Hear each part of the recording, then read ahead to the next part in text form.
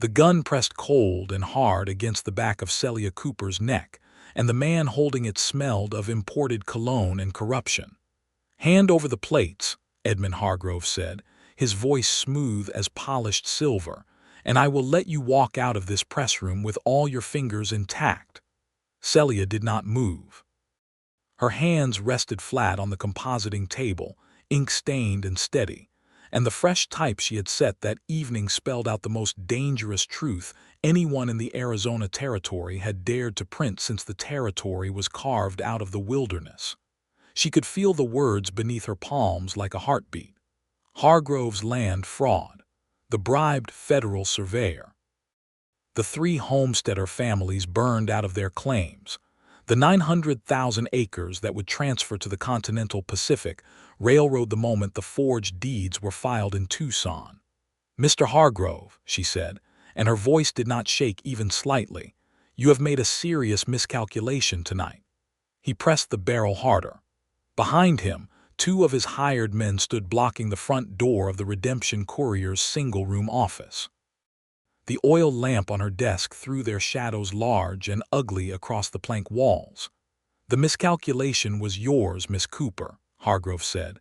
"Printing this story was an act of suicide. I own every judge between here and Tucson. I own the territorial marshal. I had your predecessor removed, and he was a man. You are a woman alone in the middle of the desert, and nobody is coming to save you."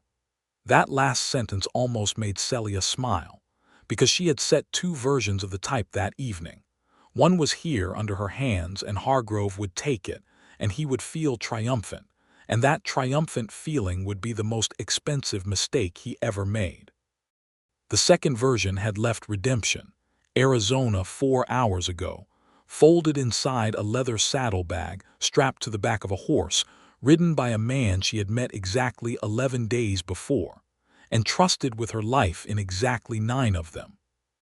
That man was Levi Redmond, and he was already 100 miles north with every word Edmund Hargrove feared. But she was not supposed to know that yet. So she kept her hands flat, and she let Hargrove take the plates, and she let him believe he had won, and she watched his expensive boots carry him out of her office, and into the warm September night of 1883 while she stood in the lamplight with ink on her hands and a plan already in motion. The story really began 11 days before that night, though to understand it fully, you had to go back a little further, to the moment when Celia Cooper first arrived in Redemption, Arizona, and understood that she was walking into a trap she had designed herself. She had taken the position at the Redemption Courier because its previous editor, a man named Gerald Hoyt, had sent a letter to her employer at the Denver Chronicle before he disappeared. That letter had arrived on her desk instead of her editor's, intercepted by a copy boy who recognized her name in the text.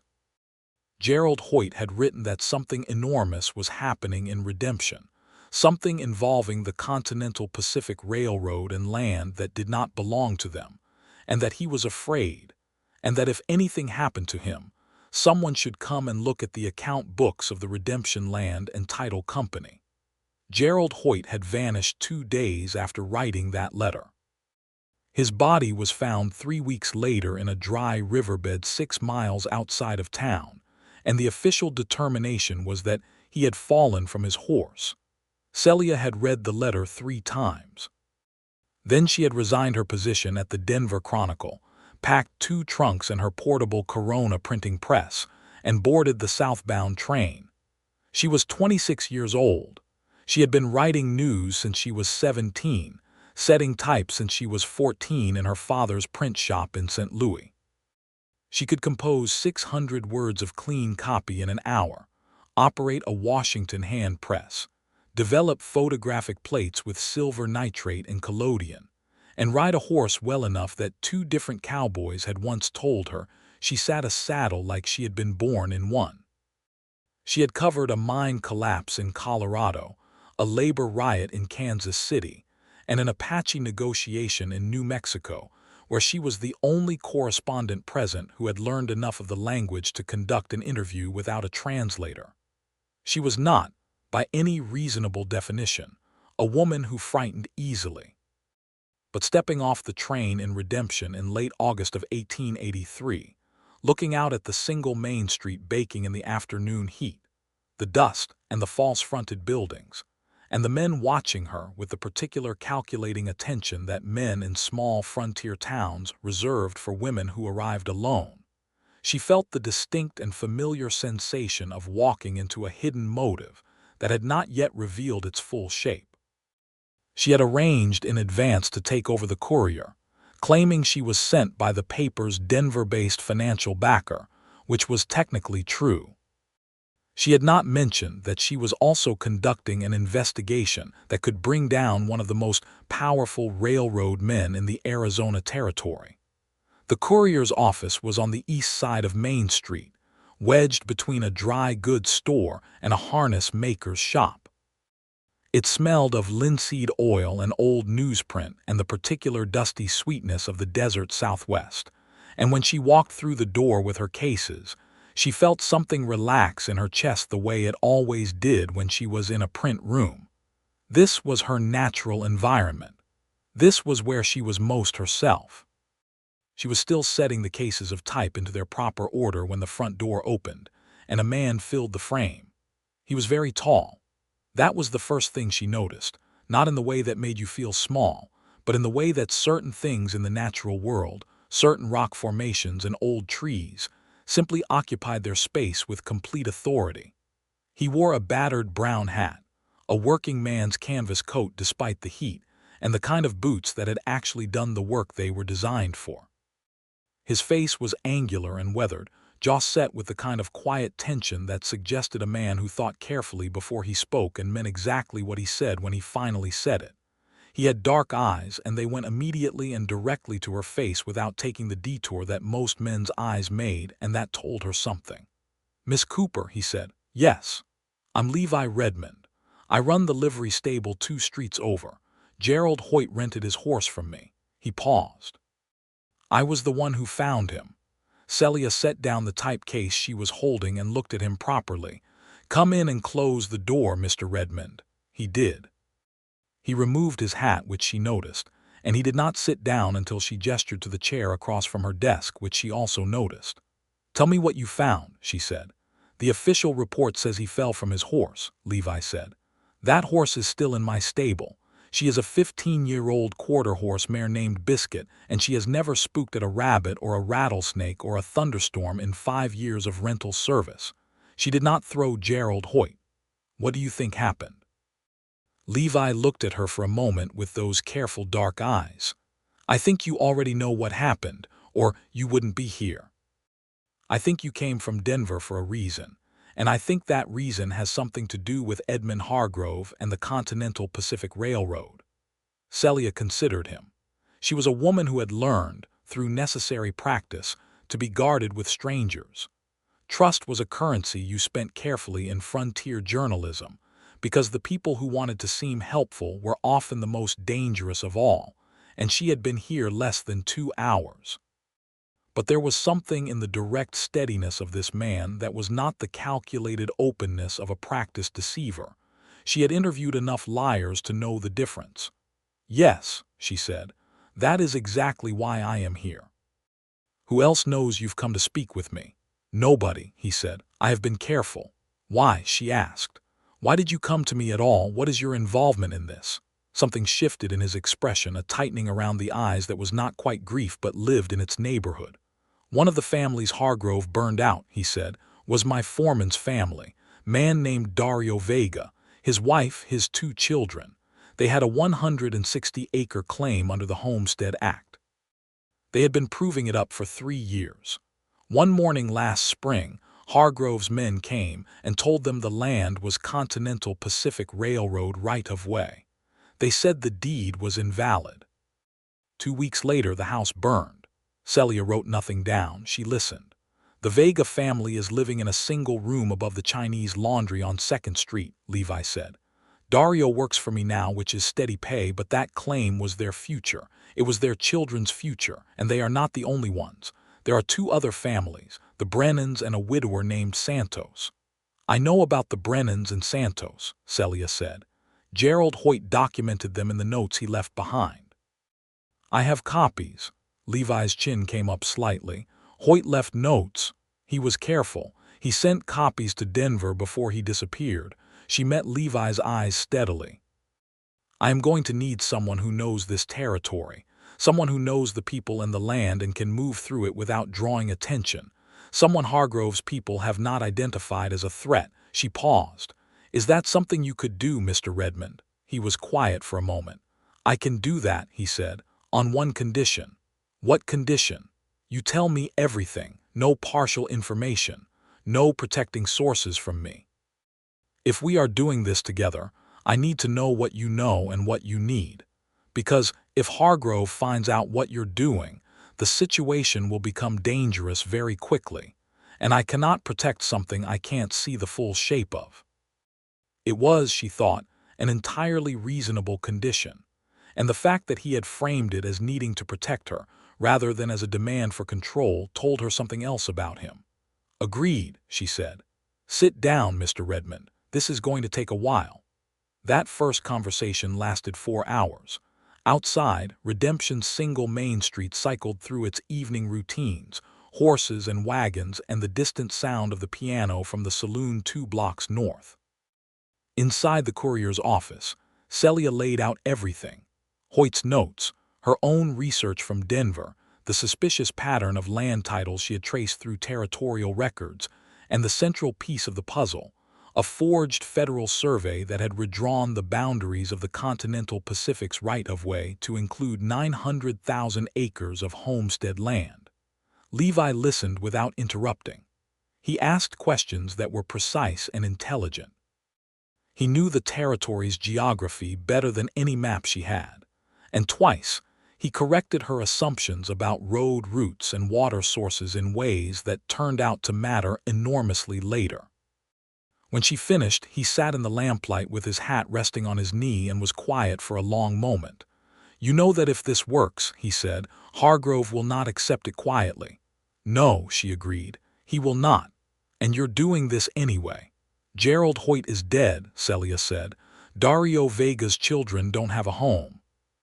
3 families lost everything to fraud and violence, and the man responsible is about to become the largest private landowner in the Arizona territory with the assistance of forged federal documents. She looked at Levi steadily. If I don't do this, who does? He held her gaze for a moment, and something in his expression changed in a way she could not quite name. Not softening exactly, something more like recognition. All right, he said. Tell me where you need to start. Over the next 3 days, Celia worked from 2 directions simultaneously. In the courier's office, she maintained the appearance of a new editor settling in, publishing routine local news about cattle prices and weather, and a church, social, carefully neutral content that gave Hargrove no reason to look at her twice. On paper, she was a Denver woman who had taken over a failing small-town paper and was trying to make it work. Behind that performance, she was pulling on every thread she could find. Levi proved indispensable in ways she had not fully anticipated. He had lived in the Redemption area for 6 years. He knew which ranchers had lost water rights to the railroad's expansion, which merchants were afraid of Hargrove, and which ones were quietly furious. And most valuably, he knew the territorial land office clerk in Prescott, a man named Arthur Finch, who had been the one to file the suspicious survey documents but who had done so, according to Levi's reading of the situation, under significant duress. He is not a bad man, Levi told her on the 3rd day, when they had fallen into the habit of meeting at the Courier after 8 in the evening when the street was quieter. He is a frightened man. There is a difference, and with the right approach it matters. Have you spoken with him directly? Celia asked. Twice. He won't say anything outright, but when I asked him directly if the Hargrove survey was filed according to normal procedure, he didn't say yes. He changed the subject. That's not the behavior of a man who believes what he filed was legitimate. Celia looked up from her notes. Could you get me to him? I can get you to Prescott. Getting him to talk to you is a different problem. He paused. A female journalist from Denver is exactly the kind of person Hargrove will have told him to avoid. Then I won't come as a journalist, Celia said. She was already thinking through it, the angles of approach, the cover that would let her get close enough to have a real conversation. I'll come as a buyer, someone interested in acquiring land near Redemption, a widow with Denver money looking to invest in territorial property. That gives me a legitimate reason to consult with the land office and a legitimate reason to ask detailed questions about title validity. Levi looked at her with an expression she was starting to recognize, the slight narrowing of the eyes that preceded a recalibration. "That would work," he said slowly. "But it means you need to get to Prescott and back without Hargrove's people following the trip." "How many riders does he have watching the town?" "Two that I have identified. One works at the hotel, one at the telegraph office." Celia nodded.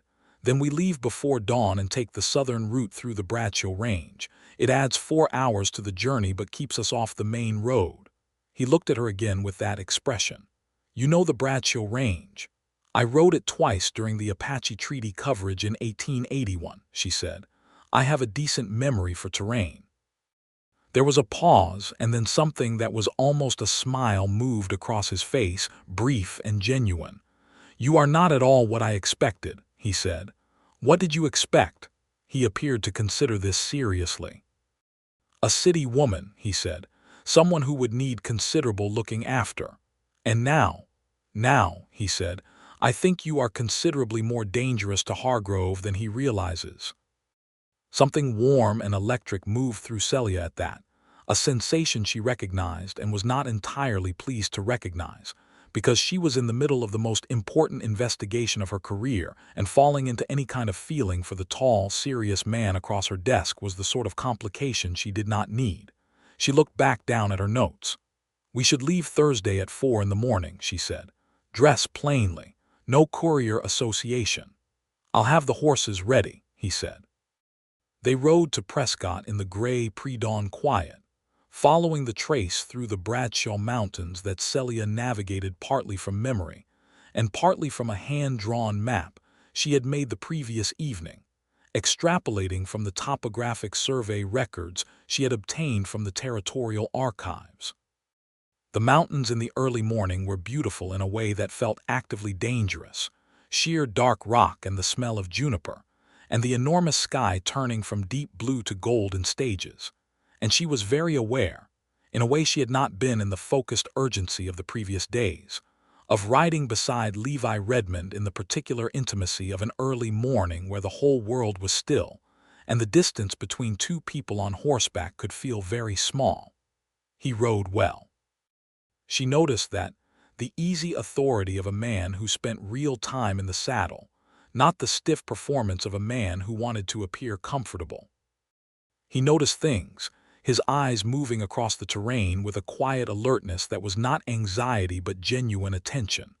"Tell me about yourself," she said, somewhere in the third hour when the sun was up and the mountains were green and golden around them.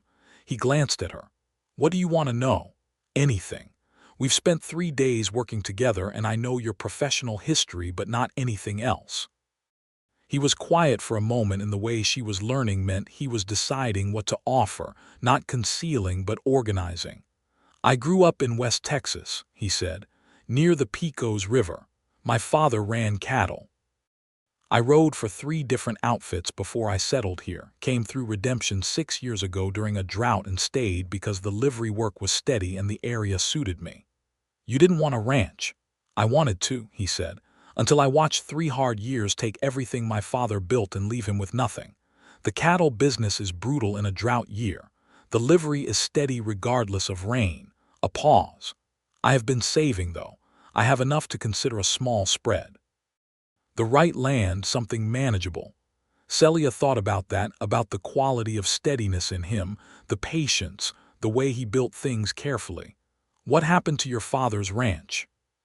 "Lost it to a bank in 1878, Levi said, and his voice was even, but she heard the dark past in it, the thing carried quietly for years. "The bank was not kind about it. They had been looking for reasons to foreclose since the drought started, and they found them. My father was a proud man. It nearly broke him." "Is he still alive?" "He died in 1880. My mother in 1875 when I was 19. He looked at the trail ahead. I have a younger sister in El Paso. She married a school teacher. They are well. I'm sorry about your parents, Celia said, and meant it exactly. He nodded once, accepting the condolence without deflecting it or drowning in it. And you, he said, how does a woman from St. Louis end up setting type in the Arizona desert? She smiled at the road ahead. My father owned a print shop, she said. I grew up with ink in my blood, literally. I set my first galleys at 10. By 15, I was writing copy for the society page, which I despised. At 17, I convinced my father to let me cover a story about conditions in the St. Louis stockyards, and when it ran and people read it and something actually changed, I understood what the work could do. She felt the old heat of that memory, the particular clarity of the moment when she understood the power of a printed word. I went to Denver when I was 21. The Chronicle hired me as a copy editor, and I made myself indispensable until they had no choice but to let me report. Was that difficult? He asked. Being a woman in that work? Yes, she said simply. It was difficult every day, and I did it every day anyway. He looked at her sidelong and said nothing, but the quality of his attention felt like something more than ordinary respect, felt like someone recognizing something they had been looking for without quite knowing they were looking. She looked away from that recognition, because it was too large to deal with on a mountainside trail with 40 miles still to ride. Arthur Finch was a small, soft-handed man in his late 40s who sweated visibly when they walked into the Prescott land office, which confirmed Levi's reading of him immediately. Celia, dressed in a plain but quality gray traveling dress with a jet brooch at her collar, presented herself as Mrs. Eleanor Banks, a Denver widow interested in acquiring property in the Redemption area for investment purposes. She was very good at this. The particular stillness and precision she brought to her journalism she could redirect entirely into performance when necessary. And within 10 minutes, Arthur Finch was sufficiently convinced that he was talking to a wealthy widow rather than a reporter, that his nervousness modulated from fear into the more manageable discomfort of a bureaucrat who wanted to be helpful but was constrained by rules. She asked about title procedures. She asked about survey requirements. She asked, carefully and from an oblique angle, about the Continental Pacific right-of-way adjustments from the previous spring. And there it was. The moment she mentioned the right-of-way, Arthur Finch's hands, which had been moving papers around his desk in the performative busyness of an official at work, stopped moving entirely. The Continental Pacific Survey, she said gently. I only ask because if there are active adjustments to right-of-way boundaries, it would affect the value of adjacent properties, and I would want to understand the full picture before committing capital. Finch looked at her. He looked at Levi, who was standing quietly near the door in the role of her driver and escort. He looked back at her. The survey was properly filed, he said, and his voice had the particular hollow quality of a man reciting words he does not believe. Of course, Celia said pleasantly. And the original homestead claims that fell within the adjusted boundary, those were reviewed according to the standard re-verification process. A pause that lasted just slightly too long. Yes, he said. The Vega family claim, for instance, she said, as if she were simply confirming a routine detail. The 160 acres on the North Fork of the Agua Fria. That was reviewed and properly invalidated before the adjustment was finalized. Arthur Finch looked as if he had been struck. His face went through 3 colors in 4 seconds, and the papers on his desk began to tremble slightly because his hands had started to shake. I can't discuss specific cases, he said. Mr. Finch, Celia said, and she let the warmth leave her voice, not cruelly but with the calm authority she had learned to use in moments like this. I am not Mrs. Banks. My name is Celia Cooper, and I am the editor of the Redemption Courier. I have Gerald Hoyt's notes. I have copies of the original homestead deeds, and I have a federal contact in Washington who is already reviewing the discrepancy between the filed survey and the actual topographic measurements of the adjusted right-of-way boundary. This was partially true. She had written the federal contact, though she had not yet received a reply, and she had the topographic discrepancy documented to a high degree of certainty. I am not here to destroy you. I am here to understand what happened, because you are not the man I believe orchestrated this fraud. The silence in the land office lasted a full 30 seconds. Then Arthur Finch sat down heavily in his chair and covered his face with his hands, and when he lifted his face again, the hollowness was gone, and what replaced it was something very much like relief. The look of a man who has been carrying a secret that was eating him alive and has been, at last, found out. He threatened my family, Finch said. Hargrove, he threatened my daughter in Denver. Tell me everything, Celia said and pulled out her notebook. They were on the road south before the noon hour, and Celia had 8 pages of notes in her bag and a signed affidavit from Arthur Finch, who had been half weeping by the time he finished, describing in precise bureaucratic detail how Edmund Hargrove's men had delivered a surveyor's report that Finch knew was falsified, and how he had been told that his signature on the filing documents was the only thing standing between his daughter and a very serious accident. They rode for an hour without much conversation, the midday heat settling over the Bradshaws, and Celia was turning the pieces over in her mind, fitting them together, planning the structure of the article, the sequence of disclosure that would do the most damage to Hargrove's position and the most good for the families he had wronged. You were extraordinary in there, Levi said suddenly. She looked over at him. He was watching the road with his characteristic alertness, but there was a quality in his voice that was different from anything she had heard in it before. It was an interview, she said. It was not an interview, he said. I have seen lawyers work witnesses in court. I have seen Hargrove himself work a room. What you did in there was something different. You read him completely in the first 5 minutes. You constructed a persona that would get him talking, and then you pivoted at exactly the right moment to get him to sign an affidavit that could land a railroad baron in federal prison. He paused. I have never seen anything like it. The open admiration in his voice was so unguarded that for a moment she did not know what to do with it. She was accustomed to having her work dismissed or underestimated, accustomed to fighting for every inch of recognition in every room she walked into.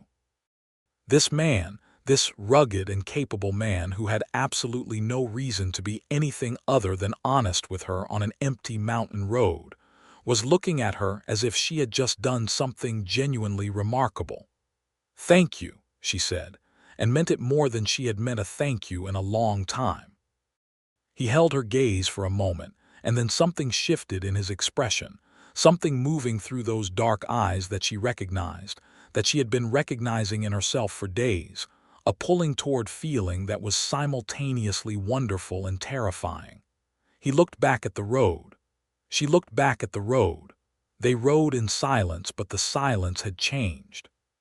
The next 4 days were the most intense of Celia's professional life. Back in Redemption, she wrote the article in sections, building the structure with the care of a craftsman, each element supporting the next: Finch's affidavit and the survey discrepancy and Hoyt's original notes, and the homesteader testimony she gathered from the Vega family and from Thomas Brennan and from old Santos, who was 70 years old and had fought in the Mexican-American War, and told her his story in Spanish, which she translated herself. She interviewed Dario Vega in the small room above the Chinese laundry, with his wife Rosa listening from the doorway and his 2 children, 7-year-old Marco and 5-year-old Alma, playing quietly on the floor.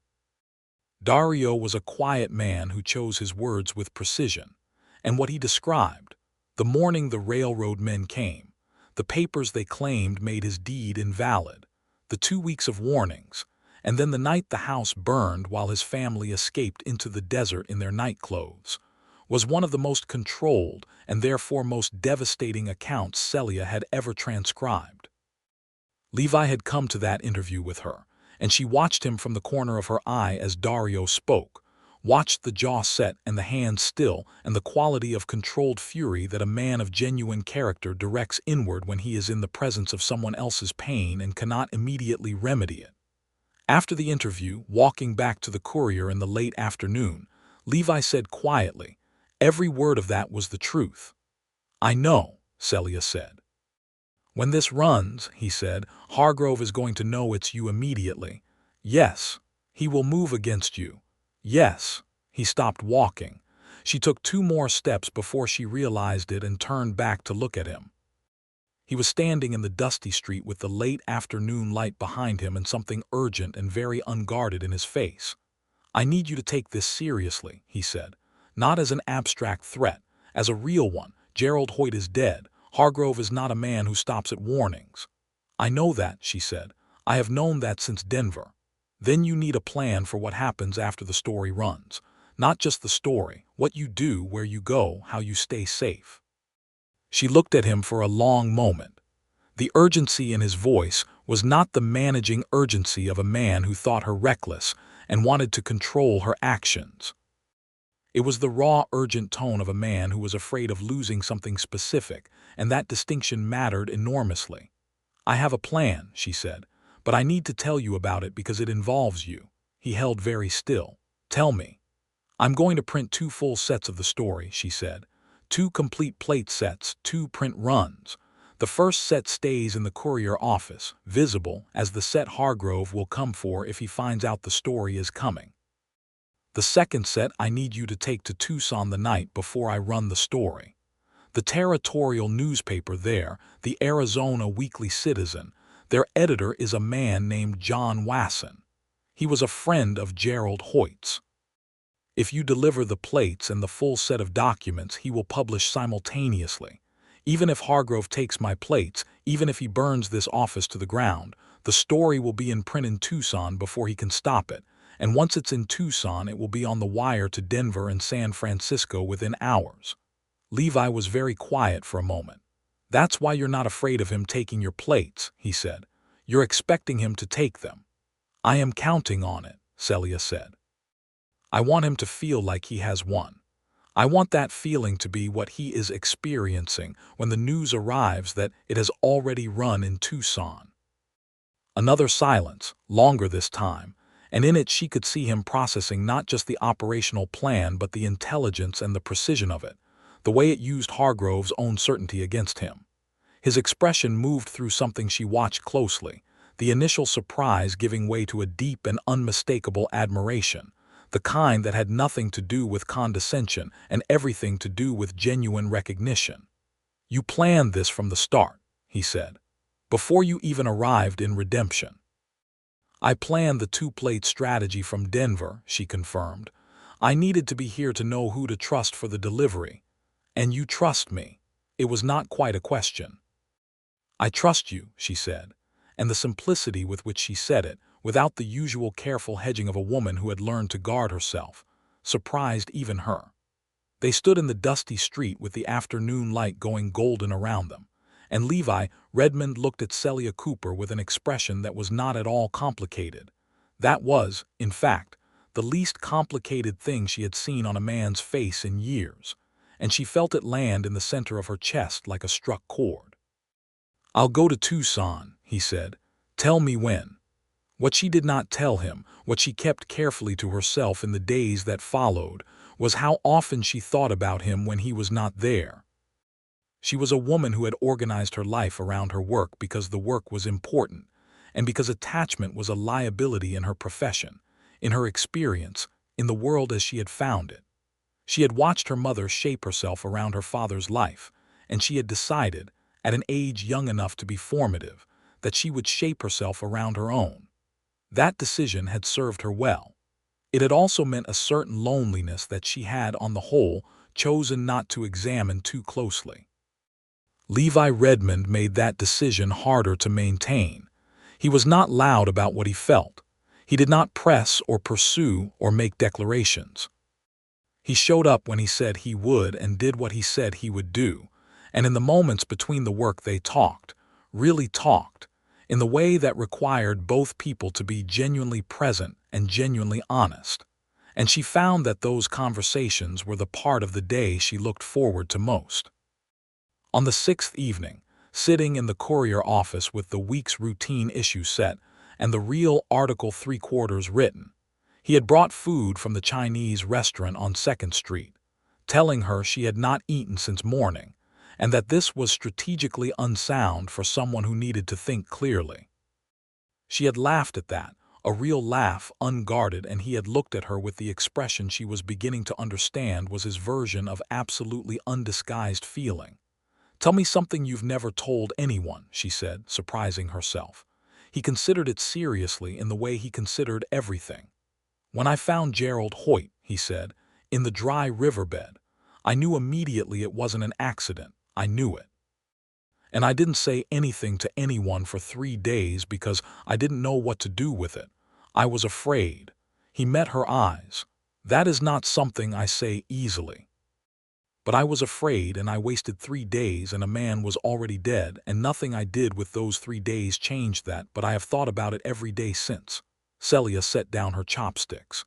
"You came to me on my first day," she said. "That matters more than the 3 days before." "Not to Gerald Hoyt," he said, quiet and exact. "No," she said, "not to him, but to what happens next. It matters enormously." She paused. "I need to tell you something I have not told anyone. When I sent the letter to John Wasson in Tucson asking if he would publish simultaneously, he replied that he would. But he also told me that he has received communication from someone in Hargrove's organization who has identified me by name as the person investigating the land fraud. Hargrove already knows I'm not simply a new editor." The stillness that came over Levi then was not the stillness of a man processing information. It was the stillness of a man deciding something that had already been mostly decided but was now fully resolved. "How long?" he said. "I don't know. Wasson's letter came 4 days ago, which means the information could be weeks old." She kept her voice level. "It means the timeline has moved up. I need to print the story within 3 days." "Then we move tomorrow," Levi said. "I'll ride tonight, reach Tucson in 2 days, deliver the second set of plates to Wasson, and be back before Hargrove makes his move." He stood up. "Set the second plates tomorrow morning. Have them ready by evening." She stood up too, and they were very close in the small office, the lamp between them, and he looked at her with the full force of whatever he had been managing not to say for days. "Celia," he said, and it was the first time he had used her given name, and the way he said it with the care of a man handling something valuable, something he did not want to damage, made her breath go briefly irregular. "Levi," she said. "When this is over," he said, "I would like to have a conversation that is not about Edmund Hargrove." She held his gaze. "When this is over," she said, "I would like that too." He nodded once, picked up his hat from the chair, and walked out into the night. She stood in the lamplit office and pressed her hand against the middle of her chest and tried to remember why complications were a problem. The next day she set the second complete set of plates in 4 hours, working with the focused speed that was one of her genuine skills, the ability to read copy, set type, and proof it simultaneously without sacrificing accuracy. By evening she had 2 complete identical plate sets, and the one she handed to Levi in a leather case, with the full document packet, Finch's affidavit, the survey evidence, the homesteader testimony, everything felt like the most important physical object she had ever held.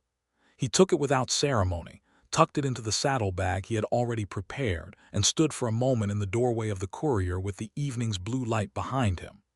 2 days, he said. 2 days, she agreed. "Stay off the main streets after dark," he said. "Don't go anywhere alone." "I won't." He looked at her for a moment longer than was strictly necessary for a professional farewell, and then he was gone, the sound of his horse's hooves fading south into the desert night. She set her decoy plates in plain view on the compositing table.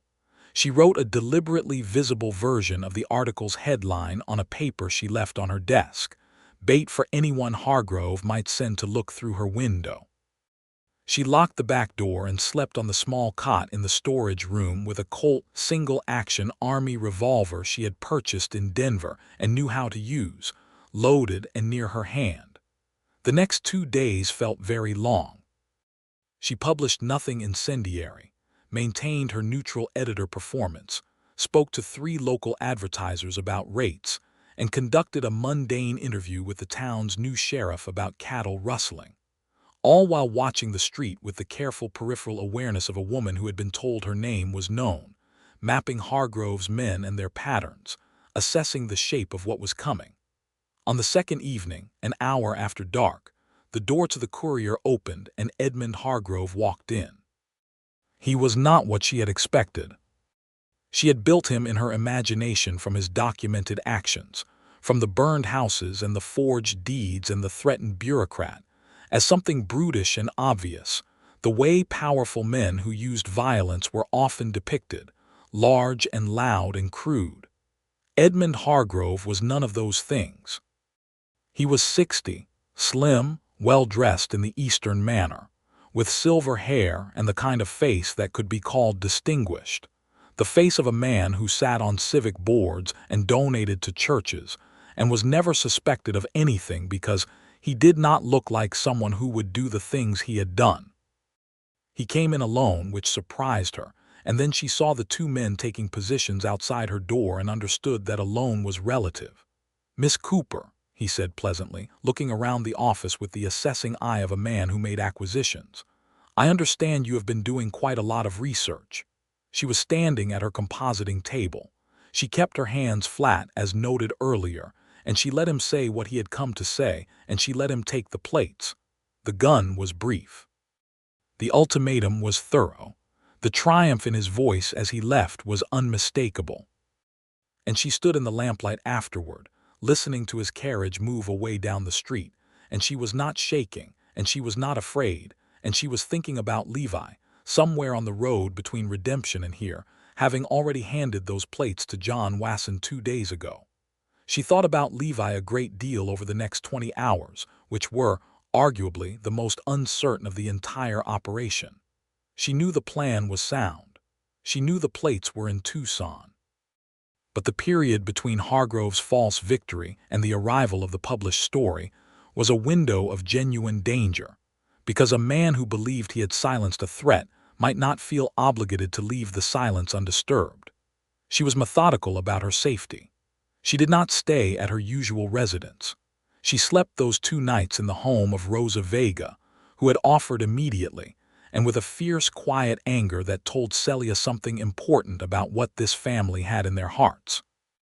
On the second morning, she was drinking coffee in Rosa's kitchen when she heard the first of it, the voices from the street, the tone of something breaking open, the sound of news arriving. The Tucson stage had brought 3 dozen copies of the Arizona Weekly Citizen, already off the press, already moving through the territory. The headline read, "Continental Pacific Land Fraud Exposed. Federal Forgery and THREATS Documented by Homesteaders and Territorial Official." Celia held the paper in her hands and read every word, and John Wasson had printed it exactly as she had written it.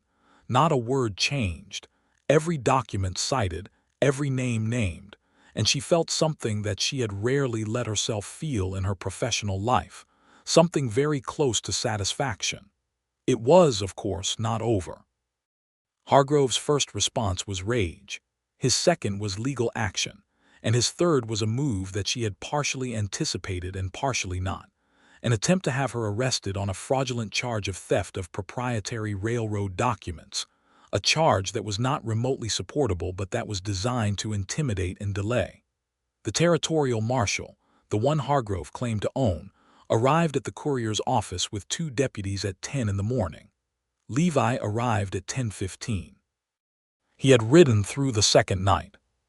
She could see it in him when he walked in behind the marshal's deputies, rode dusty and tight-jawed, and radiating the particular energy of a man who had been frightened in a way he was not quite over. But he was there, solid and real, and she felt something unlock in her chest. He had also brought, and this was the detail that changed everything that morning, copies of a telegraph exchange he had conducted from Tucson, between himself and a federal land office inspector in Washington, to whom he had sent the full document packet, Finch's affidavit, the survey evidence, the deed copies, everything. The federal inspector's telegraphed response authorized the territorial marshal to stand down pending federal review of the Hargrove land filing, which meant that whatever Hargrove had promised the marshal was now outweighed by the weight of Washington. The marshal stood in the courier office looking at Levi's telegraph copies, and the expression on his face moved from confident to uncertain to distinctly uncomfortable. "I'm going to need to make some inquiries," the marshal said. "Please do," Celia said pleasantly. When the marshal left, she and Levi were alone in the office for the first time since his departure 2 days before, and neither of them said anything for a moment. "You contacted Washington," she said. "You didn't tell me not to," he said. He was watching her with those dark eyes, and she could see the exhaustion in him and the relief, and beneath both of them something that had been building for 11 days and was not inclined to wait much longer. "You rode through the night," she said. "Yes," he said. "I did." She crossed the room and he met her halfway, and she put both hands on his face, ink-stained fingers against the weathered jaw, and looked at him from very close and said, "Thank you," and meant it for the last 11 days and not just the last 2, and he put his hands over her hands and held them there, and the expression in his eyes was everything she had been carefully not looking at directly since the second day she knew him. "Celia," he said, and his voice was rough with the road and the night and something else. "Yes," she said. "I would like that conversation now," he said. "The one that isn't about Edmund Hargrove." She smiled, and the smile felt like something coming loose after a long, necessary constriction. "Ask me anything," she said. He kissed her first, which was not a question but was nevertheless an answer to something she had been asking herself for 11 days, and it was a very honest kiss, the kind that came from a person who did not use people, who felt things deeply and fully, and did not manage those feelings by making them smaller, and she kissed him back with everything she had, which was considerable. And the morning light through the courier's single window caught the dust in the air, and the ink on her hands, and the road dirt on his coat, and made all of it look briefly golden. The federal investigation that followed took 4 months. Edmund Hargrove was indicted by a federal grand jury in November of 1883 on charges of land fraud, conspiracy to defraud the United States government, forgery of federal survey documents, and witness intimidation. The indictment specifically cited the forged survey, Finch's affidavit, and the detailed documentation provided by the Arizona Weekly Citizen's explosive front-page story, which had been picked up by the Associated Press wire and reprinted in 16 newspapers across the country, including the Denver Chronicle, from which Celia had resigned 4 months earlier. Arthur Finch, in exchange for his cooperation, received a reduction of charges. He lost his position but was not imprisoned, which was, Celia thought, the appropriate balance. A frightened man who had done a terrible thing under compulsion was not the same as a man who had set the compulsion in motion. The 3 families, the Vega family, the Brennans, and Old Santos, had their homestead claims reinstated by the Federal Land Office in December, with a formal acknowledgement that the survey adjustment had been fraudulently obtained. The Vega family moved back to their land in January of 1884, and Celia rode out with Levi on the first morning to see Dario and Rosa, and the 2 children walking their own ground, Marco running ahead of his father and Alma riding on her mother's hip. And she wrote about it, not as news this time but as what it was, as the end of one story and the beginning of another. She wrote about it for the Courier, which she had decided, during the month when everything was uncertain and legally contested, and Hargrove's lawyers were making threats in 3 different courts simultaneously, that she wanted to keep, not as a temporary assignment, as her paper. She had applied to purchase it from the Denver backer, who had been, frankly, stunned by what she had accomplished with it, and who had agreed to a sale price that was fair and which she had the resources to meet. Redemption. Arizona got its name honestly, she thought. Things had a chance to be redeemed here. Hargrove's trial began in February of 1884 in the Federal District Court in Tucson. Celia covered it personally, writing a daily dispatch that ran in the Courier and was picked up by 4 other territorial papers. She sat in the press gallery for 3 weeks and watched the carefully constructed edifice of Edmund Hargrove's invulnerability disassemble piece by piece under the weight of documented truth. He was convicted on 4 of the 6 counts in March. He was sentenced to 7 years in the federal prison in Detroit. His land holdings were placed in receivership pending resolution of the fraud claims. The night the verdict came in, Celia was standing on the steps of the Tucson courthouse with the evening light going red and orange over the desert, and Levi was beside her, having ridden down from Redemption that morning because he had told her he wanted to be there when it was done, and she had understood completely. "It's over," she said. "It's over," he agreed. She leaned into him, not heavily, just with the particular trust of someone who has stopped managing the distance, and he put his arm around her, and they stood watching the sunset over Tucson, and she felt something she had not felt in a very long time. The specific, expansive peace of a completed thing.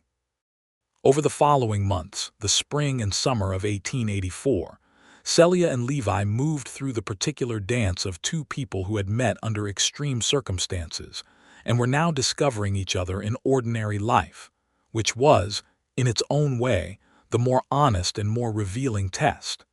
She learned that he cooked and did it well, which she found disproportionately charming. He made coffee that was better than anything she had drunk on the frontier, a fact he attributed to a year spent in New Orleans in his early 20s, which led to a long conversation about that city and his time there, that she found herself coming back to repeatedly in the way you return to a piece of music that stays with you.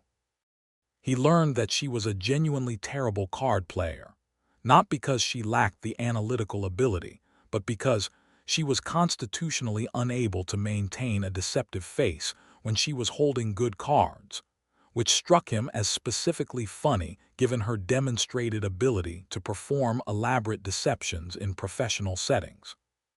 "The difference," she told him, "is that I care about cards not at all, and I care about the other things very much." "What do you care about?" he asked. "Truth," she said immediately.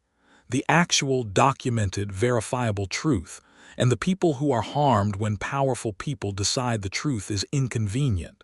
"And what else?" he said, watching her.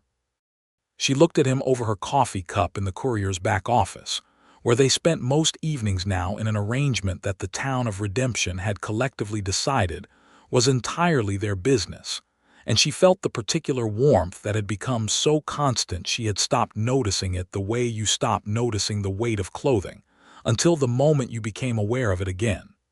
"You," she said, and did not look away. He put his coffee cup down very carefully and came around the desk, and pulled her to her feet by both hands and held her face in his hands the way she had first held his. And he kissed her with the full authority of a man who has been thinking about something for a long time and has decided absolutely. They were married in October of 1884 in the small Episcopal church on Redemption's east side, in a ceremony attended by most of the town, including Dario and Rosa Vega and their children, Thomas Brennan and his family, old Santos in his good Sunday suit with a carnation in his lapel, Arthur Finch, who had written a letter from Prescott that Celia had found unexpectedly moving, and a scattering of ranchers and merchants and livery customers and subscribers who had watched the previous year's events from various distances and were invested in the outcome. The Reverend Miller, who had arrived in Redemption 6 months earlier from Ohio and was still slightly overwhelmed by Arizona, performed the ceremony with genuine warmth.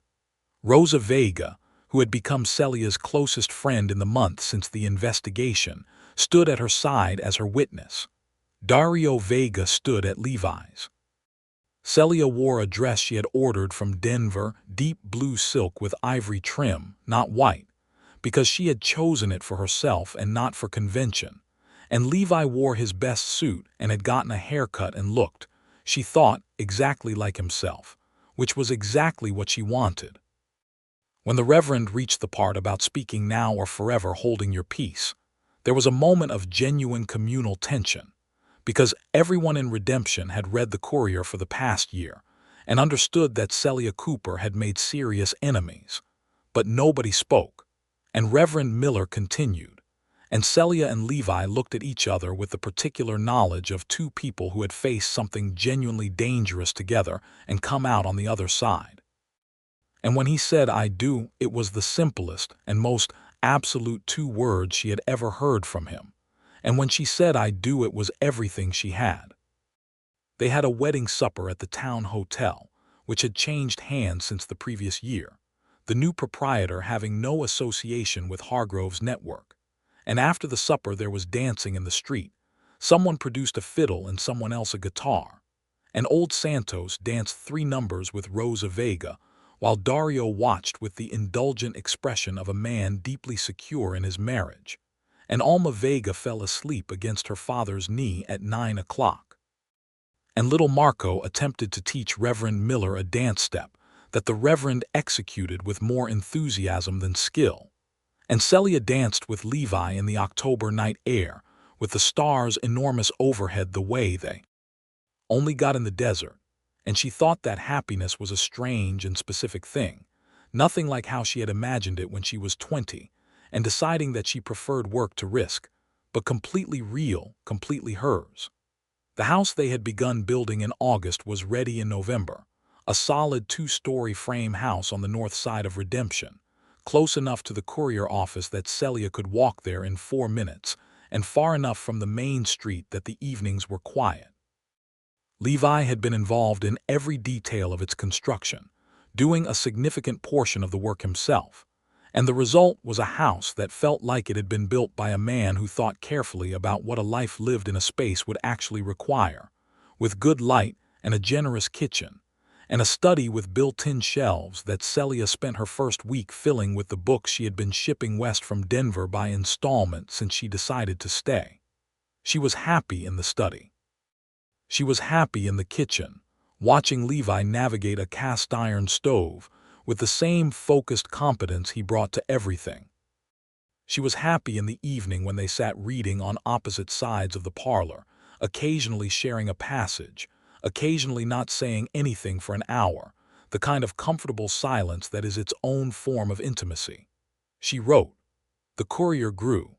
By the spring of 1885, she had increased the print run from 300 copies to 900 and was considering the acquisition of a new press.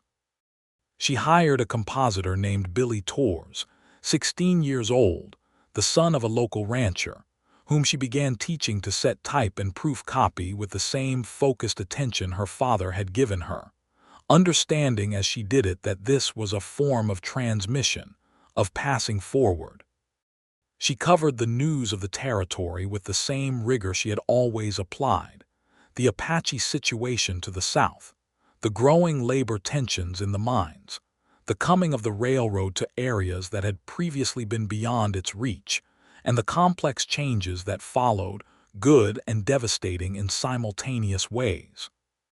She wrote about the women of the territory, their labor and their legal vulnerabilities, and the movements beginning to form around suffrage and property rights, subjects that were not popular with every reader and that she published anyway, because the Courier was her paper and the truth was her standard.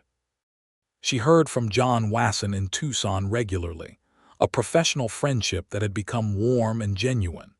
She heard occasionally from colleagues in Denver. She received, in the summer of 1885, a letter from a journalism professor at an Eastern university who had assigned her Hargrove investigation coverage to his students as an example of what investigative journalism could accomplish, which she read twice and then left on her desk where she could see it. In the late spring of 1885, she sat at that desk one evening and realized she had not been feeling quite herself for approximately 3 weeks. She made a practical assessment of the situation and went to see Dr. Alvarez on Thursday morning, and came home with a piece of information that rearranged the interior architecture of the immediate future in a way that was simultaneously overwhelming and entirely, specifically wonderful. Levi was at the livery when she arrived, going over the week's accounts with Dario, who now managed the day-to-day operations of the stable while Levi focused increasingly on the small spread he had begun developing on the eastern edge of his property, 30 acres of good grassland that he was working carefully, unhurried, building something that would last. She waited until Dario left. Then she told him. He went very still in the way he had when things mattered most to him, the quality of complete attention that was his version of being fully present. Then he stood up and crossed the stable floor and picked her up, which was not something he normally did, and she laughed, surprised, and he held her with his face against her hair and said nothing for a long time. "Are you all right?" he said finally, setting her back on her feet. "I am perfectly well," she said.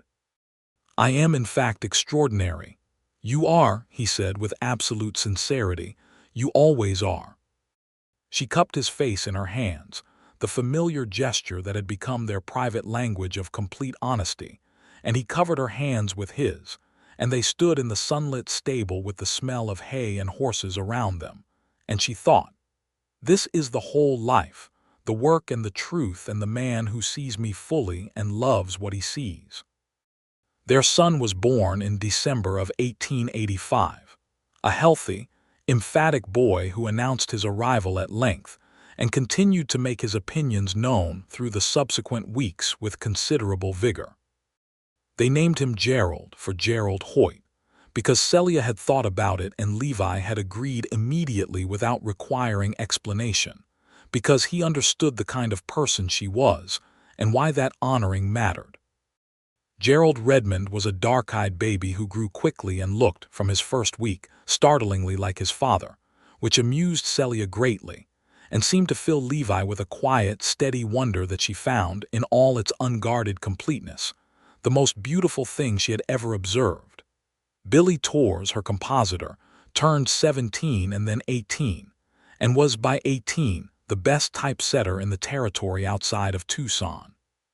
She gave him a raise and made him assistant editor, and he wrote his first unsigned piece, a careful and accurate account of a water rights dispute that was beginning to develop significance, and she read it and told him it was good and to write it again with more specificity in the 3rd paragraph, and he did, and it was better. The Courier went to twice-weekly publication in 1886. She hired a second reporter, a woman named Margaret Dalton, who had come to Arizona from Boston after the death of her husband and was, Celia quickly determined, someone who paid meticulous attention and could ask a question in a way that made people answer honestly. Margaret settled into the Courier's editorial culture with the ease of someone who had been looking for exactly that environment, and within a year, she was writing the political coverage while Celia focused on investigations and editorials. The town of Redemption changed around them in the years that followed. The railroad came, with all its complexity, bringing commerce and opportunity and also a new set of pressures on the land and the people who had been there longest.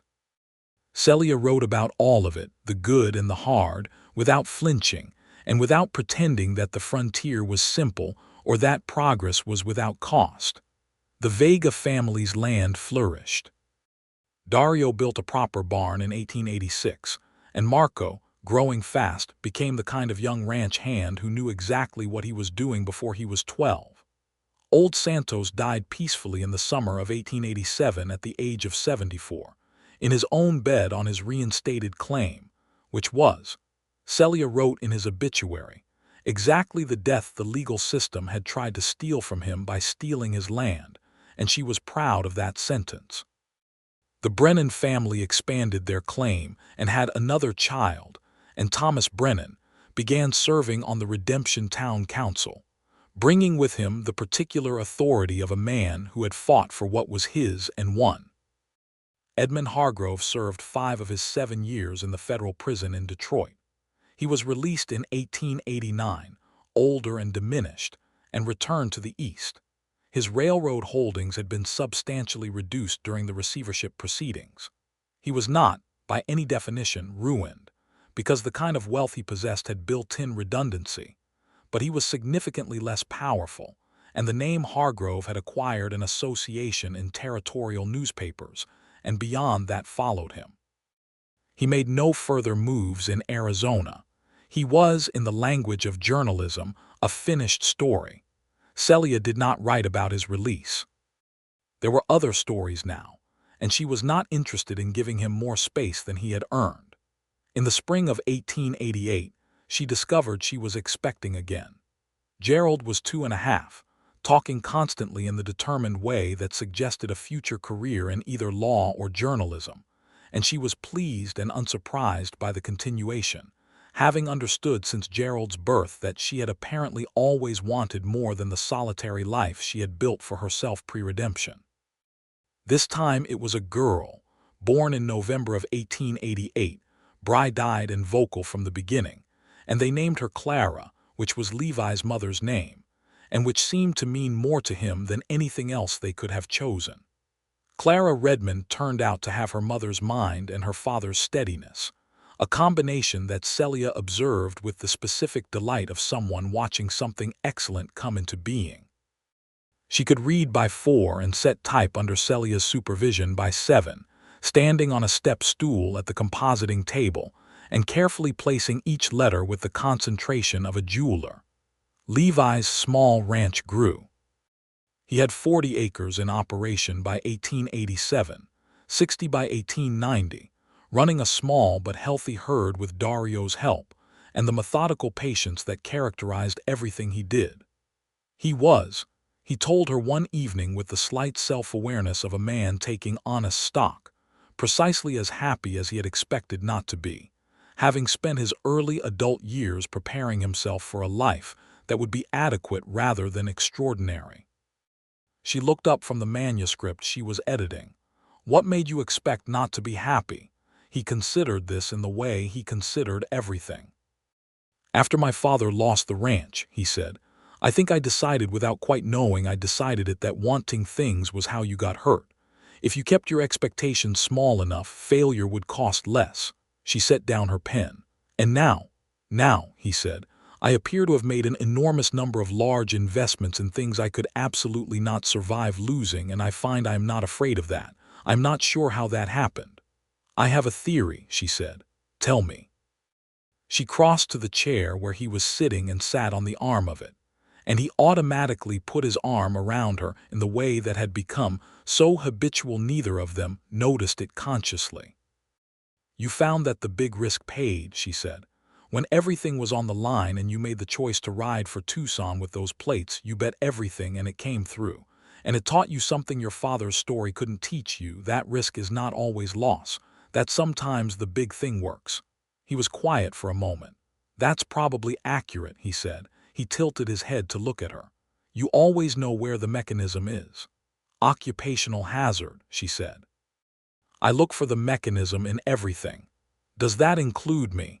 You are the least mechanistic person I know, she said. You are entirely genuine from the surface down, and that is very rare, and I find it completely impossible not to love. He turned and kissed her temple, slow and deliberate. You have more words than anyone I have ever known, he said, and every single one of them lands exactly right. By the early 1890s, the Redemption Courier was the most widely read newspaper in its region of the territory, with a subscriber list that reached 3 counties and a reputation for accuracy and courage that had brought Celia 2 formal journalism commendations from organizations back east. She kept the commendations in a drawer rather than on the wall, because what mattered to her was the work and not the recognition of it, though she was honest enough with herself to admit that she was glad the recognition existed, because it meant the work was reaching people. Gerald started school at 6, a serious and purposeful student who read everything and asked questions that regularly surprised his teachers. Clara followed at 5, smaller and quicker moving, with a laugh that Levi said sounded exactly like Celia's, and that Celia denied because she thought her own laugh was perfectly ordinary, which everyone who knew her found delightful. The life they had built was not simple or without difficulty. There were hard seasons, a drought in 1890 that hit the ranch hard and required careful management, the death of one of Levi's best horses to a disease that swept through the stable that same year. There were professional battles, a legal challenge from a Prescott businessman in 1891 who objected to Celia's coverage of his water diversion scheme and sued for libel, a suit that failed entirely but that required 4 months of expensive legal defense. There was the weight of the territory's injustices, the ongoing displacement of Apache communities to the south, the brutal economics of mine labor, the ways in which the law continued to serve some people better than others, all of it present and real and demanding attention. But at the center of everything was the particular solidity of two people who had chosen each other with full knowledge, who had seen each other under pressure and in ordinary mornings both, and who found that both versions confirmed the choice. On a Sunday morning in the spring of 1892, Celia was sitting in the garden behind the house that Levi had planted with desert roses the previous year, going through the page proofs for the week's edition, when Gerald appeared with a question about why the newspaper used a certain kind of typeface, and Clara sat at her feet pulling the heads off dandelions with systematic industry. And Levi came through the back door with 2 cups of coffee, and the look of a man whose morning has turned out to be exactly what he wanted. He handed her the coffee and settled into the other garden chair, and for a moment the 4 of them were simply there in the morning light, with the smell of desert roses and the sound of the town waking in the distance and the proofs in her lap and the work still waiting, always waiting. And she thought about how she had arrived in redemption with 2 trunks and a portable press and a story to chase, and how she had found in the chasing of it the shape of a complete life. She looked at Levi, who was watching the children with the open, undefended tenderness that he allowed himself now without the management he had practiced in his early adult years, and he felt her looking and looked back. "What?" he said. "Nothing," she said. "Everything. I was thinking about Tucson." He knew immediately which moment she meant. He always knew. "The courthouse steps," he said. "The courthouse steps," she confirmed. "When it was over." "We stood there for a long time," he said. "We did," she said. "And I thought it was the ending, the finished thing."